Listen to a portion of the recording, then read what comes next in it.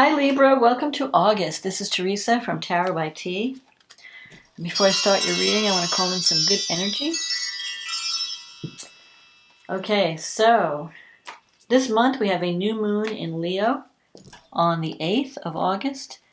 And it's conjunct Mercury and square Uranus, so there'll be some surprises with this new moon. Maybe surprise messages. We also have a full moon in Aquarius, which is favorable to your sign. And that's on the 22nd, and that is going to be a great full moon because it's conjunct Jupiter, the planet of abundance and luck and opportunity. And then we have Venus, your ruling planet, is moving into your sign and into the first house. So that can bring love and romance into your life. And Mercury will be moving into Virgo. And both those planets will be in their home signs. So their energies will be strong this month. So let's see what the cards say. And then Uranus in Taurus will be going retrograde on the 20th. That's the last thing I wanted to talk about. But we'll talk about this later. Let's see what the cards say for Libra. What does Libra need to know about love and relationships? What does Libra need to know about love and relationships for August 2021? What does Libra need to know about love and relationships for August 2021?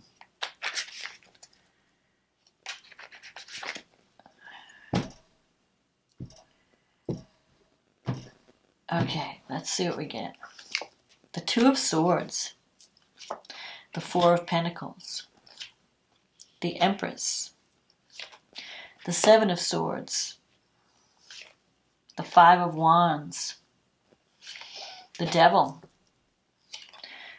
the Seven of Pentacles, the Fool, the Chariot, Justice, and the Ace of Swords is at the bottom of the deck. Okay, so it seems like you're trying to make a decision this month. The Two of Swords is about you're on the fence, and you're trying to decide. Twos can represent a partnership. You could be trying to decide about a partnership. I feel like there's someone you're not connecting with. There could have been a falling out where you're not speaking, or you're waiting for the other person. Two of Swords is like you're waiting for the other person to show a sign or make a move, and the other person could be waiting for you to show a sign or make a move, and so nobody's making a move or showing any signs. You're like, it's a stalemate. It's a card of a stalemate. And the way out of the stalemate is to drop your guard and take action. But for now, at the beginning of the month, you've decided, I'm just going to sit on the fence for a while. I'm just not going to, You have the Four of Pentacles here.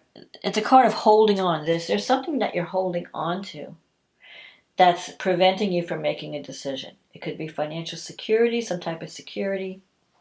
So if you're thinking about starting a new relationship, maybe you have to give up some security to embrace that new path. You have the Empress here in the past. The Empress is a card of abundance, family. Like you might have been focusing on family, your home, abundant. The Empress is about birth, creativity, enjoying the family, enjoying your home. So you could have been tied up with family matters. You have the Seven of Swords here, and this is a recent influence. So the Seven of Swords energy, it's kind of a sneaky energy. So there could be something maybe you're not wanting to reveal. You might be dealing with someone. Either you're not wanting to reveal your plans, like you don't want people to know what you're up to. You may have some hidden agenda, or you feel like your partner or whoever you're dealing with is not being totally transparent with you, not being totally honest. The Seven of Swords is like a thief energy. Maybe you feel like someone's stealing something from you or trying to take what's yours, and you're holding on. You want to hold on to it. Like, no, you're not taking what's mine, It could also mean you feel like someone's being phony, like they're saying one thing to your face but another thing behind your back. or they're taking credit for the work that you do. Like you're doing all this great work and they're not recognizing you. They're giving, so you could be dealing with that. This seems like there's a lot of competition. 5 of Wands. So you could be arguing with a partner. You're fighting over petty details. You're not really getting at the real issue. The 7 of Swords could sometimes mean sweeping things under the rug, not facing the real, like you're not facing the truth about something. But your energy has been activated. You have this Ace of Swords energy, which is a new way, like it's a new beginning in the way that you're thinking about something.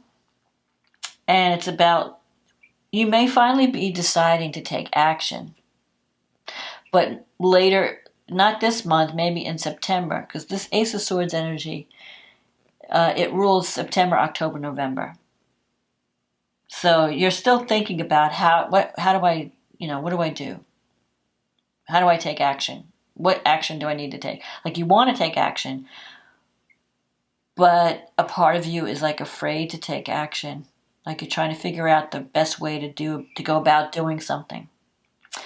And the 5 of Wands, even though it's a card of conflict, people not working together, I think that it's just a temporary situation. I think eventually there'll be harmony, but somebody has to take action. Somebody has to do something. You can't just wait for things to clear up on their own.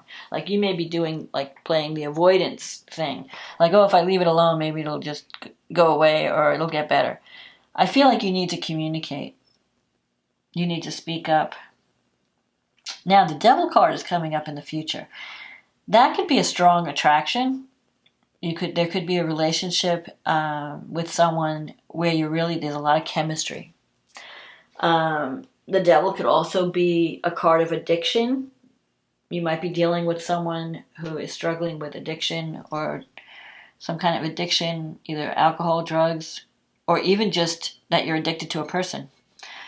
Or there could also be fear. The Devil sometimes represents fear. Maybe you're afraid that, because the feelings are really strong with the Devil. And you're afraid, like, well, if I fall into this relationship, am I going to be overwhelmed? Is it going to take over? Am I going to lose myself in this relationship? So it could be one of those things. Either like you're really attracted to this person, you're afraid of commitment or afraid of intimacy because your feelings are so strong, you're afraid you're going to lose yourself. Or you could be afraid, like, oh, I'm dealing with this person and they have some problems, and I don't know if I get involved, will it be more than I can handle? So you have a lot of decisions to make. You have the 7 of Pentacles here, and this is a card of planting seeds and seeing how they're going to grow. What's going to be. So you may have planted some seeds. You may have started, like putting the feelers out towards a person and seeing like what's going to happen. And it's in your negative thinking sector, so you might be telling yourself, like, you have to stop the negative self-talk, like, oh, nothing's going to come out of this, they're not interested in me, or I'm not interested. I feel like you're kind of in this transition period, but you really want a new beginning. You have the Fool card here in your environment, so there's a new opportunity coming soon. I think this week. I think during the month of August, you're going to be presented with a new opportunity.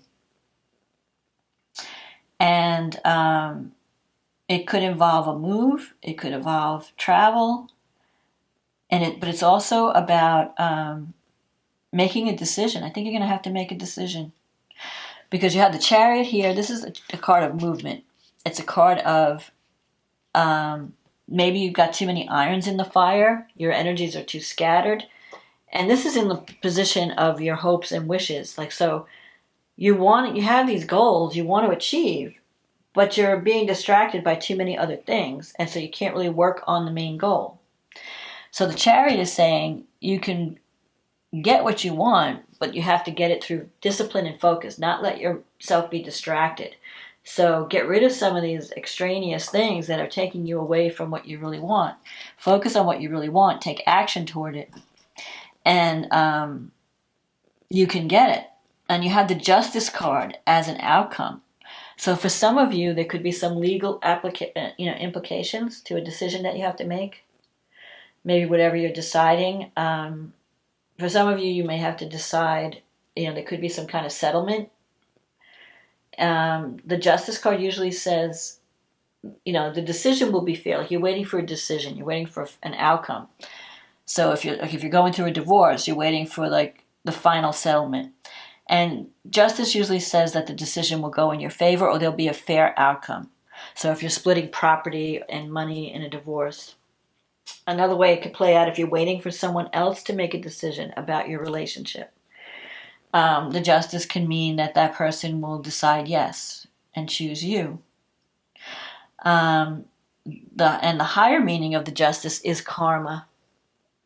So the Justice as an outcome card is usually favorable. It means that you'll get justice and you'll get what you deserve. You'll get, and it can mean karmic reward.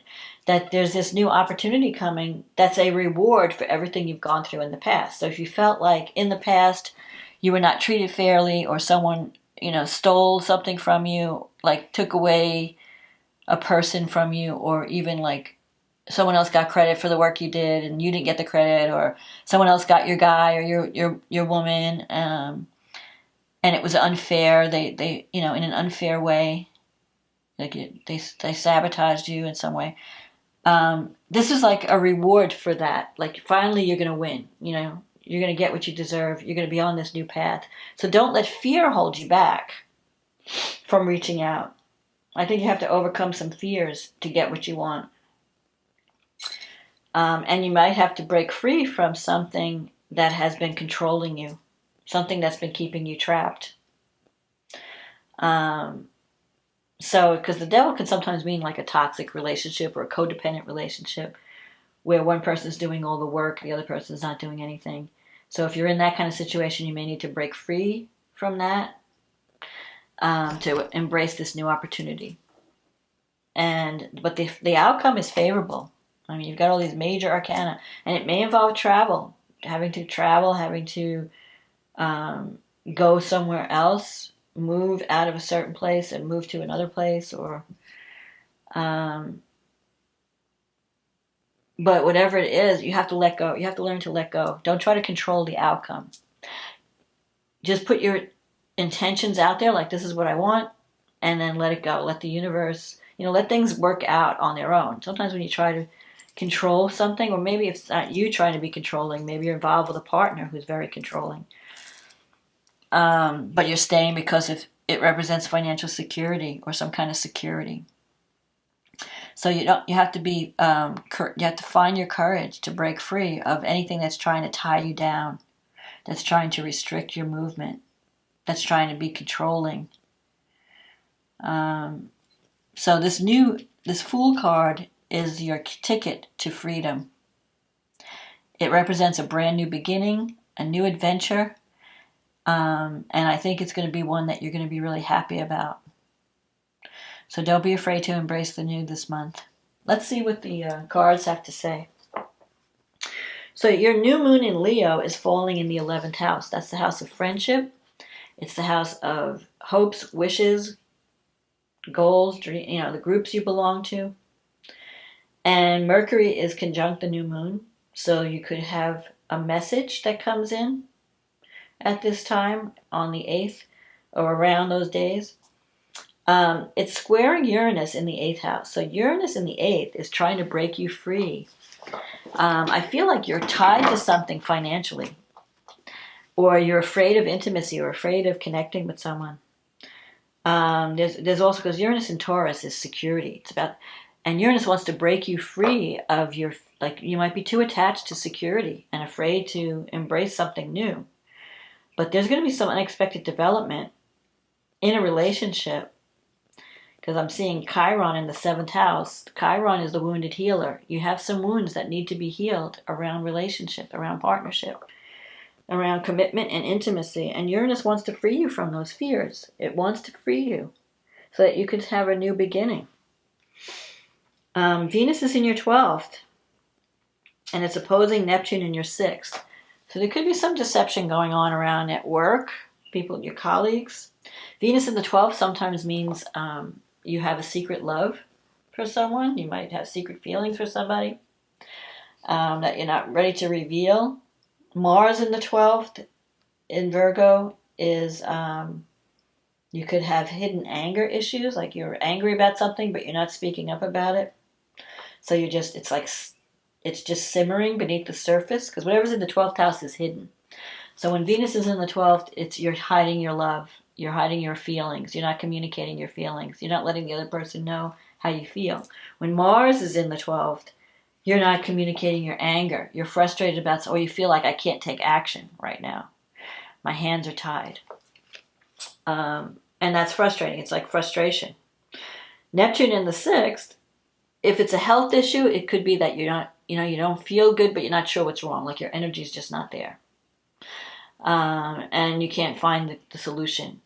Neptune could sometimes bring, if you're like drowning, you're escaping your work pressure with alcohol or drugs. Some of you might be going that route.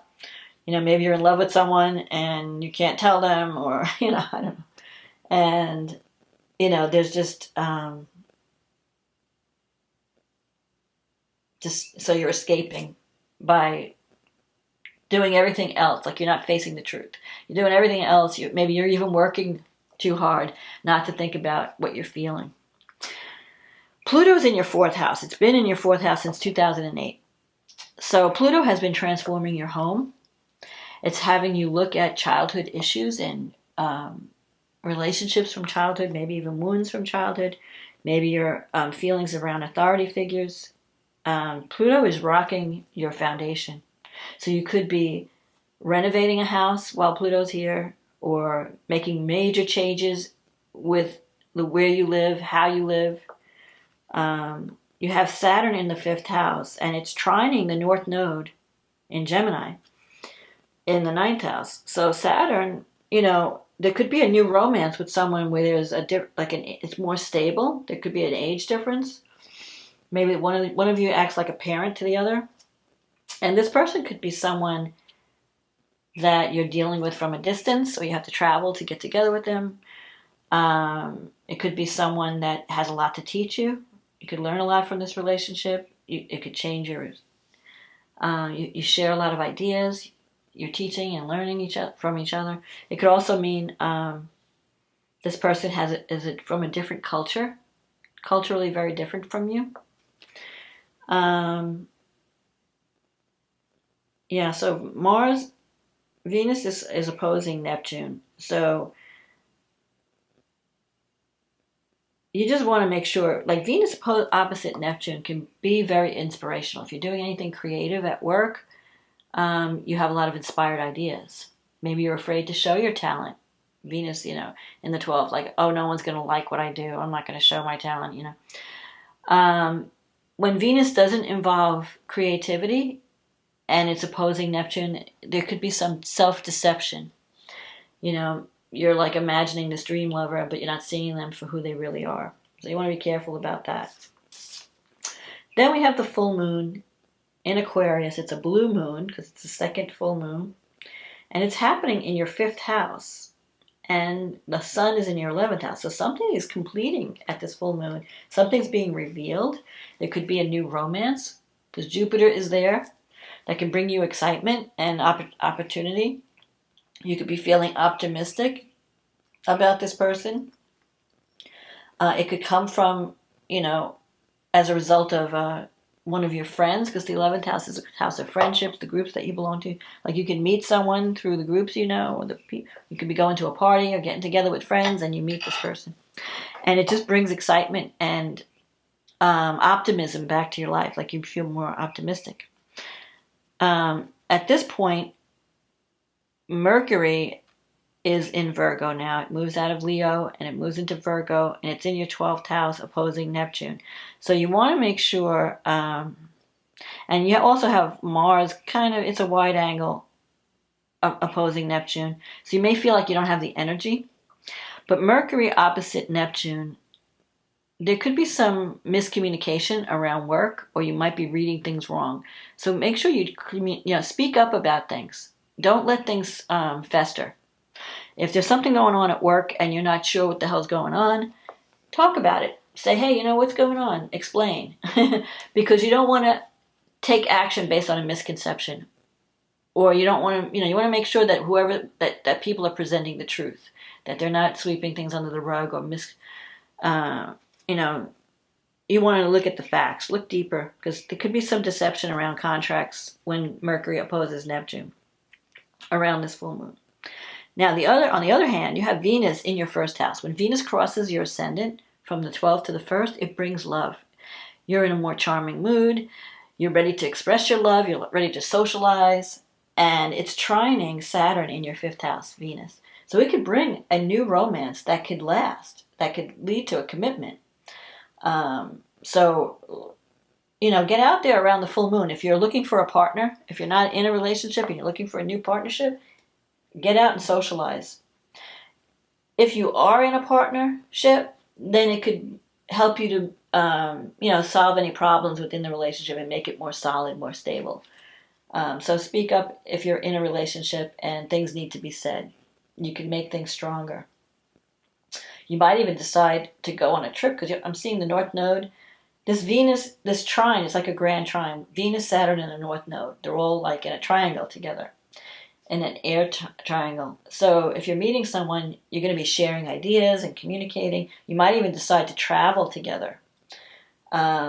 Or this person can teach you, like expose you to new ideas, new ways of thinking and believing, new information. It'll be like a learning experience for you. Expand your mind. Uranus is in the 8th house. It's going to go retrograde, so some financial thing may come up where you may feel like your security is being threatened. Because the 8th house is the house of money that you receive from other people, not the money you earn, but like grant funding or insurance payout or your partner's income.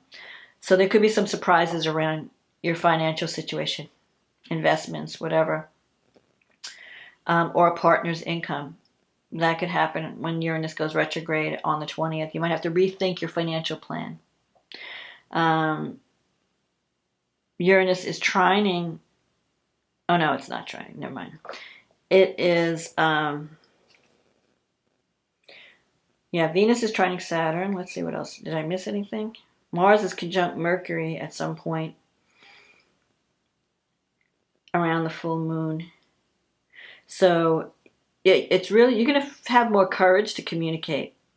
Like if you've been, keeping your mouth shut and not speaking up about something that you feel might be either unjust or not clear, like if you feel like someone's trying to pull the wool over your eyes at work, you need to speak up about it. Don't let it fester. That's a Mars thing. Mars is going to make you want to communicate, but you want to make sure that, especially with Mercury and Virgo, you're going to see the details. You're going to see through the BS. And so you need to speak up about it. But don't be confrontational, because Mars, when it gets with Mercury, you may be like in a fighting mode when you're communicating. So just be try to be diplomatic when you're speaking up. Don't go on the attack, because something may come out around the full moon that might anger you, and you may want to speak up about it.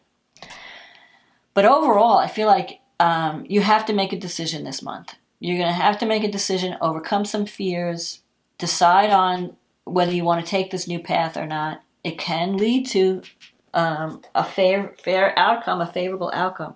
So, tap into this energy of the warrior and don't be too wishy-washy this month. Take action, make a decision, take charge. And I think it will work in your favor. So that's my forecast, Libra, for August. I hope you enjoyed the reading. If you did, click on the like button, click on the subscribe button, leave a comment. I love reading all the comments. If you're new, welcome. I hope you guys have been enjoying these readings. I thank you for your support. I hope you have a wonderful August, and I will talk to you again next month. Okay, bye now.